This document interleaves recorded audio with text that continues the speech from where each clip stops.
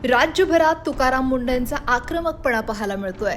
त्यांच्याच अधिकारात अन्न आणि दूध भेसळीविरोधात एफडीएनं मोठी मोहीम उघडली आहे। पण या मोहिमेचे महाराष्ट्रात दोन अत्यंत टोकाचे आणि परस्पर विरोधी पडसाद उमटताना दिसतायत। एकीकडे बीडमध्ये तुकाराम मुंढेंच्या कारवाईचं स्वागत करत शेतकऱ्यांनी त्यांच्या प्रतिमेला दुग्धाभिषेक केलाय, तर दुसरीकडे वर्ध्यात एका ऐतिहासिक गांधीवादी दुग्ध संस्थेवर झालेल्या कारवाईमुळे हजारो शेतकरी आणि नागरिक रस्त्यावर उतरले आहेत। नक्की काय घडतंय महाराष्ट्रात, सविस्तर जाणून घेऊयात। वर्ध्यातील प्रसिद्ध आणि ऐतिहासिक गांधीवादी संस्था असलेल्या गोरस भंडारवर एफडीएनं मोठी कारवाई केली। या कारवाईत गोरस भंडारचे दुग्धजन्य पदार्थांचं उत्पादन युनिट हे प्रशासनानं थेट बंद पाडलं। या कारवाईच्या विरोधात वर्ध्यात वेगवेगळ्या सामाजिक संघटना, गोपालक, वितरक आणि सामान्य नागरिक एकत्र आले आहेत। गोसंवर्धन गोरस भंडार या संस्थेपासून ते थेट जिल्हाधिकारी कार्यालयापर्यंत एक भव्य मुख मोर्चा काढण्यात आला। हातात निषेधाचे पोस्टर्स आणि दंडाला काळ्या फिती बांधून हजारो नागरिक या मोर्चात सहभागी झाले।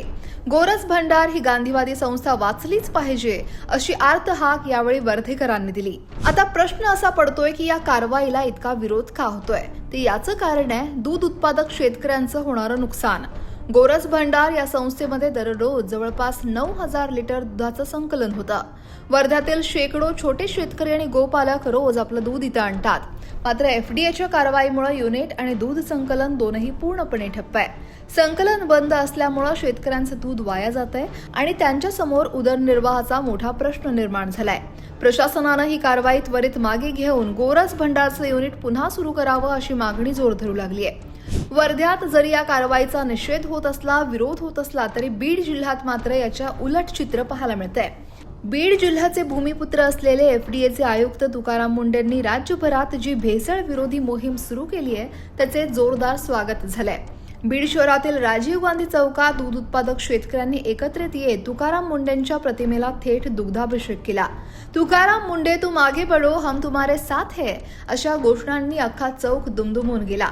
भेसळयुक्त दुग्धजन्य पदार्थांमुळे प्रामाणिक शेतकरी आणि ग्राहक दोघांचंही नुकसान होत आहे।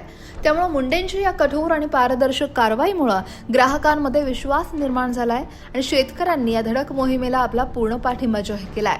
एका बाजूला भेसळखोरांचं कंबरड मोडणारी तुकाराम मुंढेंची धडक कारवाई आहे, जिचं बीडचे शेतकरी कौतुक करतायत, तर दुसरीकडे वर्ध्यातील नियमांच्या कचाट्यात सापडलेली ऐतिहासिक गांधीवादी संस्था आहे, जिच्या बंद पडण्यामुळे प्रामाणिक शेतकऱ्यांचं नुकसान होत आहे। तुम्हाला काय वाटतंय? अन्न भेसळ रोखण्यासाठी होणारी ही कडक कारवाई योग्य आहे का? वर्ध्यातील गोरस भंडारसारख्या संस्थांना काही अटींवर पुन्हा सवलत मिळायला हवी का? कमेंट नक्की करा आणि लोकमत सबस्क्राईब करायला विसरू नका। वर्धाहून रवी येनोरकर आणि बीडहून विनोद जिरेंसह ब्युरो रिपोर्ट, लोकमत.com।